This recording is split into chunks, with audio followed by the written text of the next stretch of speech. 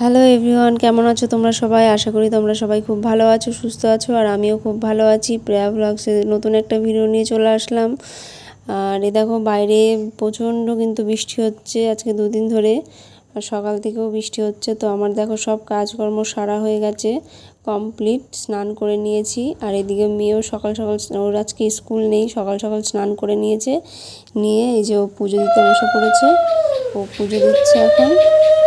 ওর একটাই এখন ডিউটি হয়েছে, রোজ স্নান করে পুজো দিয়ে তারপরে সব কাজকর্ম সারা। তো এই যে পুজো দিচ্ছে আর আমি ওর ভিডিওটা করছি। তো চলো, এই যে শঙ্খ বাজাচ্ছে, শঙ্খটা মাঝে মধ্যে বাজে, মাঝে মধ্যে বাজে না, তো মাঝে মধ্যে রেগেও যায় ও বাজে না দেখে। তো এই যে ওর পুজো দেওয়া কমপ্লিট। তো এই যে দেখো চা খেতে বসে পড়েছি। তো রাত্রে তোমাদের দাদাভাই একটা পাউরুটি নিয়ে এসেছিলো, তাই এই পাউরুটিটা নিয়ে বসেছি, দেখি কেমন লাগে খেতে।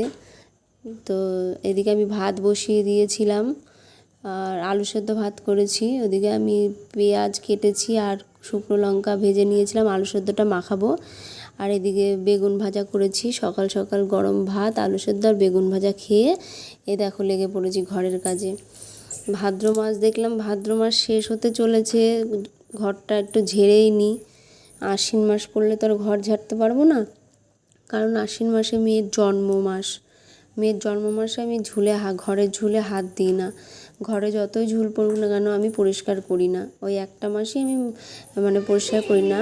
আর হলো তোমার, এই দেখো আমি সব কিছুই মোটামুটি পরিষ্কারই ছিল, জায়গায় জায়গায় ঘরের ভিতরে জায়গায় জায়গায় খানিকটা ঝুল পড়েছিল। আর এই জানলাটা একটু বেশি নোংরা হয়েছিল, কারণ জানলাটার একটা পাল্লা খোলা হয় আর একটা পাল্লা খোলা হয় না। যেই পাল্লাটা খোলা হয় না সেই পাল্লাটার বাইরেটা গ্রিলটাই একটু নোংরা ঝুল পড়েছিল।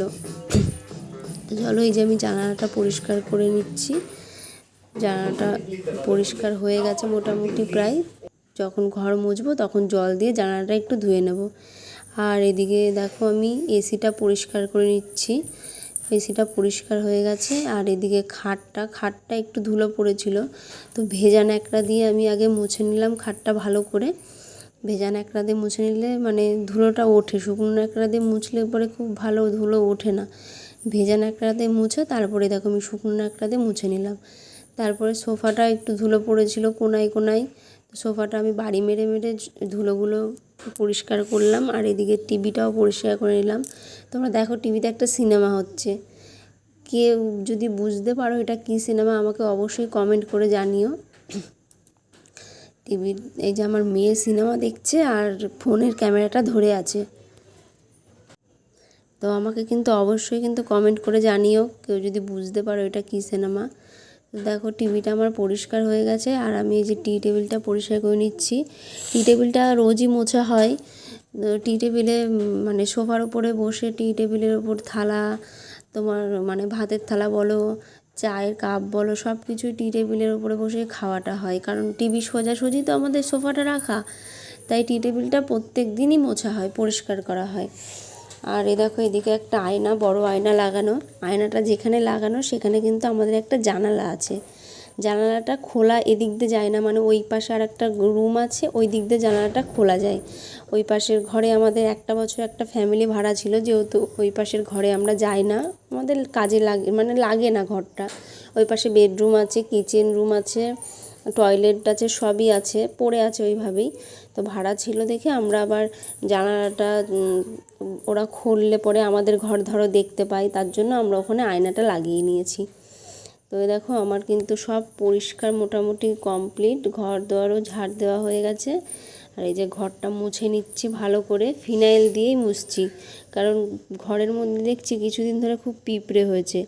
আর আমার মেয়ে দেখো মায়াপুরে গেছিলো, মামা মামি এসেছিলো, তাদের সাথে আমার জন্য দেখো খুব সুন্দর একটা গোপাল নিয়ে এসেছে। চলো, এই যে আমি স্নান টান করে চলে এসেছি।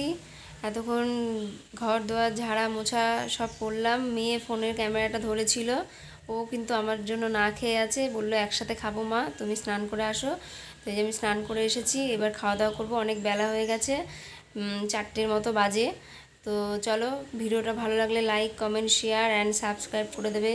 টাটা।